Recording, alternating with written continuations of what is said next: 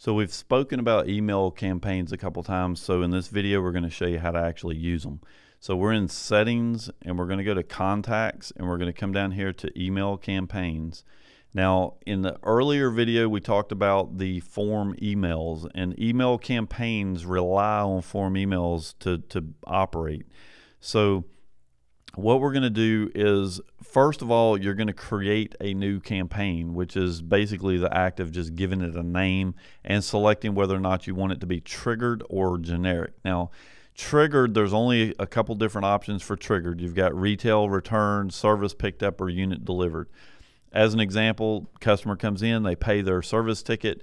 Any triggered event, Lizzie will automatically kick off as soon as they pay their service ticket, or as soon as they pay or as soon as we deliver a unit to them when they're buying a new major unit. So those are triggered events. They happen automatically. Generics, which are going to be the majority of the ones that you create, those are manually triggered, and those you have to do yourself, and I'm going to show you how to do all of this now. So the act of creating the campaign is literally giving it a name and selecting the trigger type. And again, generally it's just a generic. And then hitting the plus sign, that'll add it to the list. Once you get it in the list, though, you really haven't done anything. All you've done is give it a name and said that this is what I want, but you haven't told it what to do. So once you get it in the list, you hit the radio button here, which will display the information over here on the right for what you want to actually happen. So as an example, as soon as I assign this, I want to send out the form email for the initial sales literature. 5 days later, I want it to send out the initial setup.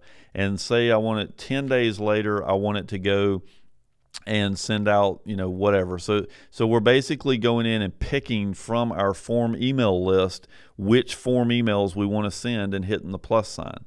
You can delete, you can add, you can change the days, you can do whatever you want to from here, but you're basically saying, I want this email sent out on 0 day, this email sent out 5 days later, and this email sent out 10 days later. So this is really just tying itself to the form emails. Now, the question then becomes, okay, well, we've got these email campaigns set up, but how do I activate them? And again, a triggered event is going to be automatic, but a non-triggered generic event you have to do manually. So I'm a sales rep, I'm on the phone, I feel like, this guy's, getting somewhere, so I want to go ahead and start him on an email list. So what I'm going to do is find the customer that I'm working with, which is generally the one that you're talking to on the phone or whatever you're doing. And up here in the top header, there is an icon here that looks like a little envelope that if you point to it, it'll tell you to start an email campaign. So I'm just going to go ahead and click that. And all we have to do is select the campaign. So let's say initial sales, and then we select the customer. Now, keep in mind that a contact record is a particular thing, but within that contact record you can have multiple people. So as an example, at NYSEX we have a contact record for the dealership, but we have individual additional contacts for each person that works there. So this is the same process. So I need to tell it specifically who in that company do I want to start sending this campaign to. I don't want to just start sending a bunch of emails to everybody in the company. I want to target it to a particular person. So this is me telling it which particular person I want to target. And then you just hit the save button and it's done. It's gone. It's now registered in the system.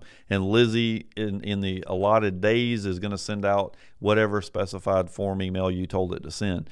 Now, in addition to this, we may get to a point where we registered a form email and the customer's called up and complained, or maybe they've gone to another dealership and bought and they're not going to buy anything from us. I don't want to continue to send them emails when we have, the reason for me doing it has already been obsoleted. So I want to go over here and view the contact record for this particular person. And you'll notice just below his email address, there is a view scheduled email campaigns. Lizzie knows that we have scheduled campaigns out there for this guy, and clicking this will actually open it up and it will list all of the different emails. Now, I did not save the email that I just did a second ago. This is looking at one that was already here. But it works the same way. So if I decide that I don't want this thing to actually kick off, it's supposed to kick off on line 26.